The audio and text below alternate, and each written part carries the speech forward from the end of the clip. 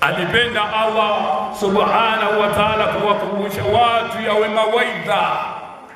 Leo watu mawaidha yanawakera, wako tayari wasikilize taarabu, wako tayari watu wamsikilize Diamond anasema nini. Kajaa kwenye majumba jamaa huyu, kajaa kwenye majumba, kajaa kwenye maholi, kajaa kwenye nyoyo za watu washafisidika, na unaambiwa huyu ni au hawa wasanii kama hawa kioo cha jamii. Sijui jamii jifunze nini? Jamii yenye akili timamu, inohitaji wasomi, inofikiria ukubwa wa Allah, sijui wajifunze nini kwa watu kama hawa, sijui wajifunze nini. Na watu wanawaita kioo cha jamii.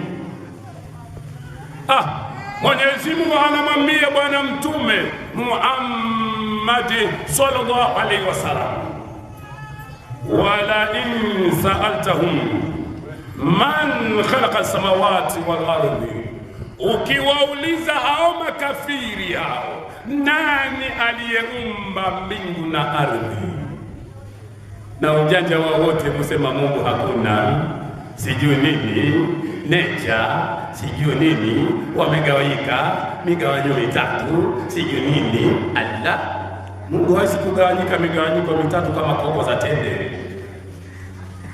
Adabu hawana heshima. Haiwezekani jambo hilo.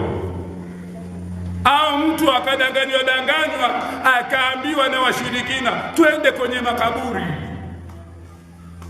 wakaenda kwenye makaburi. Na ukiona watu wanakubali sera ya kukaa uchi katika miji, basi ujue kwamba hao wameukubali ushirikina,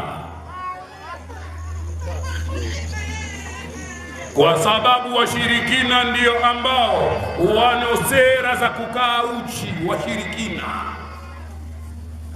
peleleza katika tiba zao zote, sera zao ni kukaa uchi. Washirikina, twende makaburini saa 8 usiku tukakupeleke, halafu vua nguo, utasikia wao vua nguo.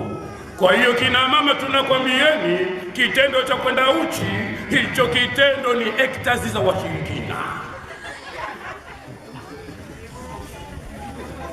Ilo ujue wazi, kama unamwachia mkeo kwenda uchi, sema mke wangu sasa anataka kuwa mshirikina. Ndio, kwa sababu washirikina ndio ambao wanawaambia watu vueni nguo, na ukisikia mwanga kaanguka, basi la kwanza aibu, ndo kaanguka na ungo. Aibu ya mtaani kwanza unamkuta mwanga yuko uchi.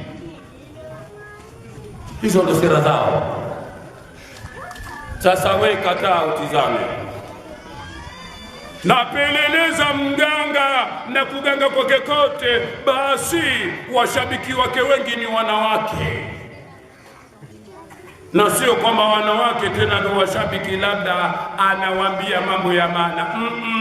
Anataka afike hapo pahala tunapopazungumza. Dawa zake atafanya, lakini anasema hii dawa tuwenye na weye, halafu ndo mshaelewa tena. Ulitaka mimi kujazie nyama 100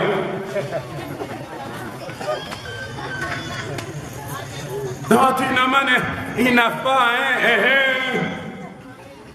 si dhambi, lakini una shida.